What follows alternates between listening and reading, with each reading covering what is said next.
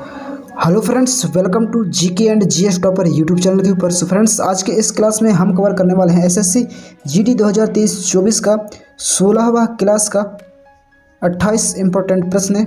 जी friends, 28 important प्रश्न है और आज के इस क्लास में हम शुरू करेंगे 373 से 400 तक जाएगा आज का इस क्लास में हमारा जीके का प्रश्न है। और फ्रेंड्स, अभी तक जो है अगर आपने मेरी 15 क्लास नहीं देखे हैं तो मैंने जो है प्ले लिस्ट बनाकर रखा हुआ हूँ चैनल के ऊपर, आप जाकर देख सकते हैं। तो चलिए फ्रेंड्स, आज का क्लास हम शुरू करते हैं और कवर करते हैं आज क्लास के 28 इंपॉर्टेंट प्रश्न है एसएससी जीडी 2023-24 के 16वां क्लास का। सो फ्रेंड्स, ये रहा पहला प्रश्न है आपके सामने 373 से। पहला प्रश्न है कि विश्व पर्यावरण दिवस दुनिया भर में हर साल खालिस्तान को मनाया जाता है।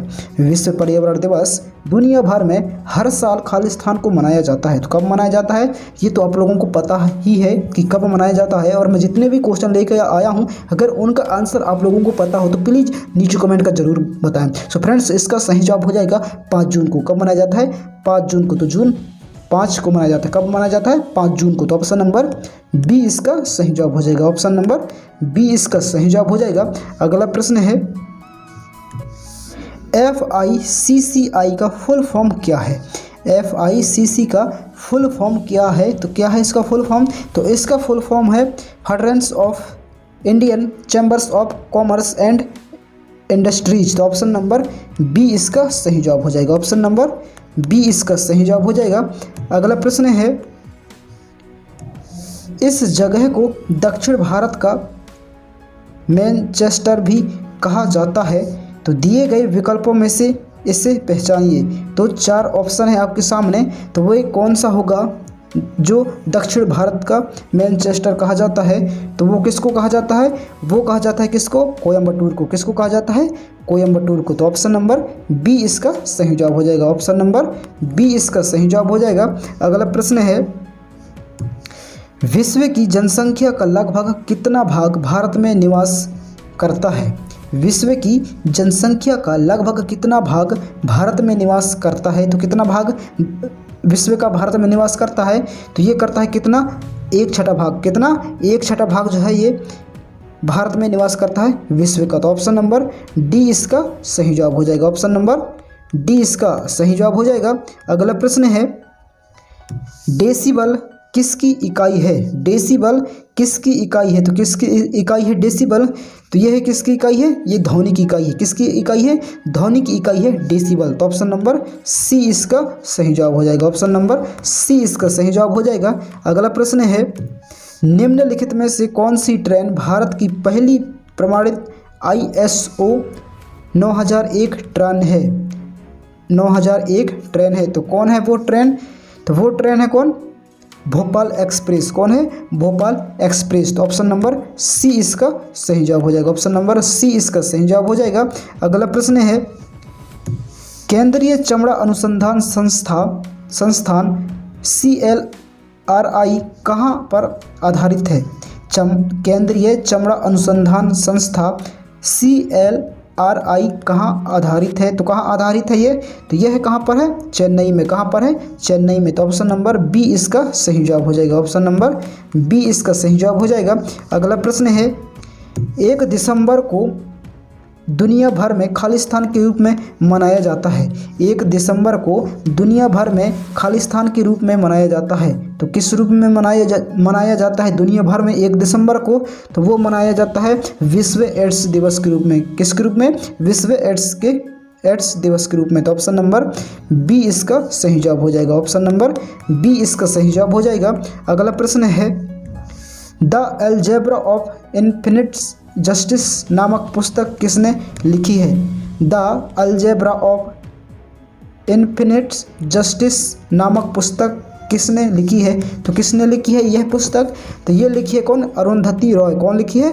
अरुंधति रॉय। तो ऑप्शन नंबर डी इसका सही जवाब हो जाएगा। ऑप्शन नंबर डी इसका सही जवाब हो जाएगा।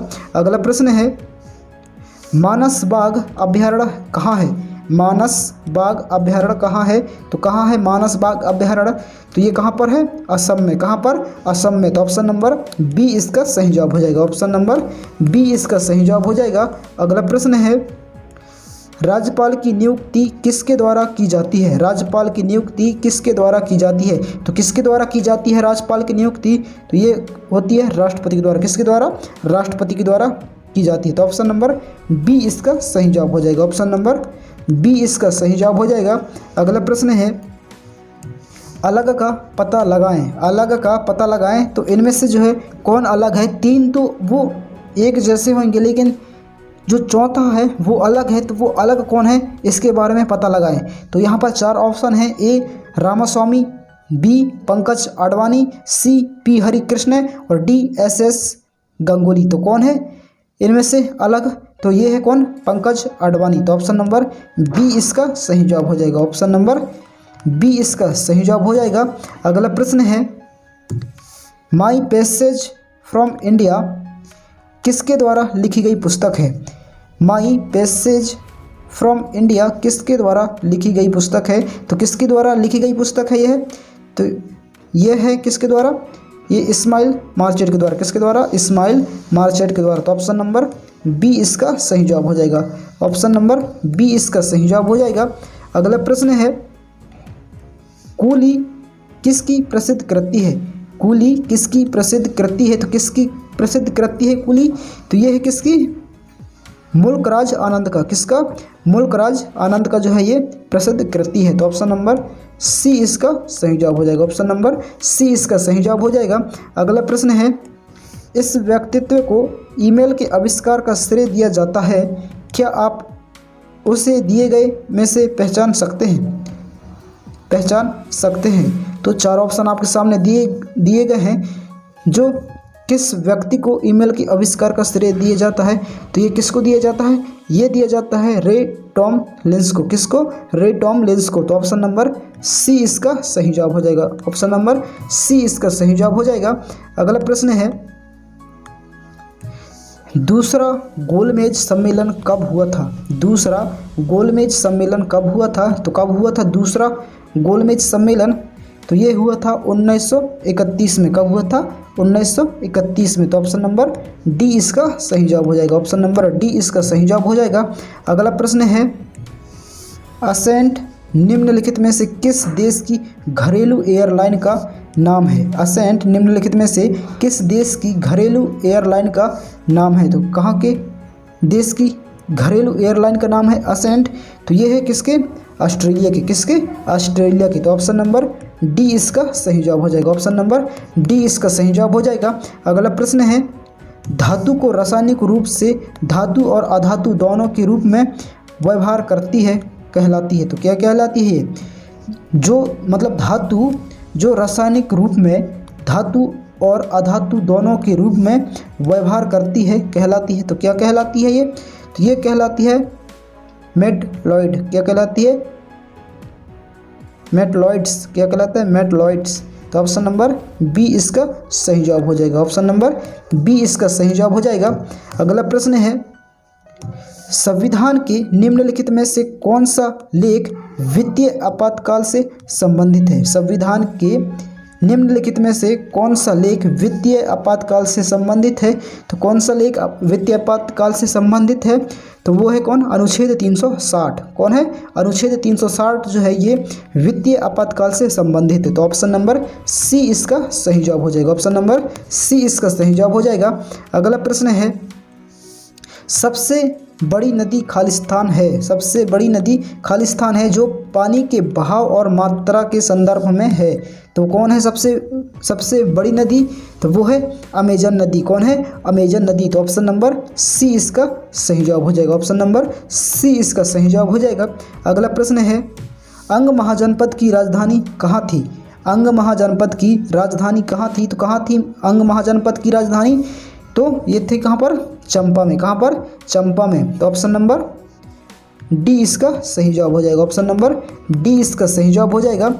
अगला प्रश्न है शांत घाटी किस राज्य में स्थित है? शांत घाटी किस राज्य में स्थित है? तो किस राज्य में स्थित है शांत घाटी? तो ये कहाँ पर है? केरल में। कहाँ पर है? केरल में। तो ऑप्शन नंबर बी इसका सही जवाब हो जाएगा। ऑप्शन नंबर बी इसका सही जवाब हो जाएगा। अगला प्रश्न है सुनामी का मुख्य कारण क्या है? सुनामी का मुख्य कारण क्या है? तो क्या है सुनामी का मुख्य कारण? तो ये है क्या? समुद्री सतह पर भूकंप। क्या है? समुद्री सतह पर भूकंप। तो ऑप्शन नंबर डी इसका सही जवाब हो जाएगा। ऑप्शन नंबर डी इसका सही जवाब हो जाएगा। अगला प्रश्न है, निम्नलिखित में से कौन से देश पल्क स्टेट से जुड़े हुए हैं? निम्नलिखित में से कौन से देश पल्क स्टेट से जुड़े हुए हैं? तो कौन से देश जुड़े हुए हैं पल्क स्टेट से? तो ये जुड़े हैं कौन? भारत एवं श्रीलंका। कौन कौन है? भारत एवं श्रीलंका। तो ऑप्शन नंबर बी इसका सही जवाब हो जाएगा। ऑप्शन नंबर बी इसका सही जवाब हो जाएगा। अगला प्रश्न है, भारत में किस राज्य को चावल का कटोरा कहा जाता है? भारत में किस राज्य को चावल का कटोरा कहा जाता है? तो किस राज्य को चावल का कटोरा कहा जाता है भारत में? तो ये कहा जाता है किसको? आंध्र प्रदेश को। किसको कहा जाता है? आंध्र प्रदेश को। तो ऑप्शन नंबर बी इसका सही जवाब हो जाएगा। ऑप्शन नंबर बी इसका सही जवाब हो जाएगा। अगला प्रश्न है, पहली बार परमाणु बम फेंका गया था। पहली बार परमाणु बम फेंका गया था, तो कहाँ फेंका गया था पहली बार परमाणु बम? तो ये फेंका गया था कहाँ पर? हिरोशिमा में। कहाँ पर?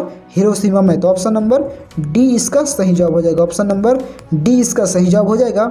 अगला प्रश्न है, ओजोन परत कहाँ पाई जाती है? ओजोन परत कहाँ पाई जाती है? तो कहाँ पाई जाती है ओजोन परत? तो ये पाई जाती है कहाँ पर? समताप मंडल में। कहाँ पर? समताप मंडल में। तो ऑप्शन नंबर डी इसका सही जवाब हो जाएगा। ऑप्शन नंबर डी इसका सही जवाब हो जाएगा।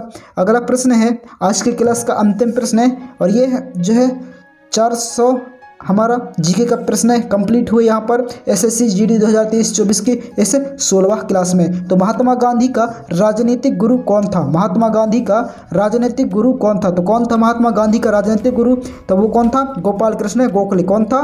गोपाल कृष्ण गोखले। तो ऑप्शन नंबर बी इसका सही जवाब हो जाएगा। ऑप्शन नंबर बी इसका सही जवाब हो जाएगा। सो फ्रेंड्स, कुछ इस तरह रहा आज का यह क्लास 16वां क्लास एसएससी जीडी 2023-24 का। सो फ्रेंड्स, क्लास कैसा रहा नीचे कमेंट का जरूर बताएं और क्लास पसंद आए तो प्लीज़ वीडियो को लाइक कर, चैनल को सब्सक्राइब कर, बेल आइकन को ऑल प्रेस जरूर करें ताकि आने वाले हर एजुकेशन वीडियो आप तक सबसे जल्द पहुंचे। सो फ्रेंड्स, मिलते हैं नेक्स्ट क्लास में। तब तक के लिए जय हिंद, वंदे मातरम। अपना ख्याल रखिए और तैयारी करते रहिएगा।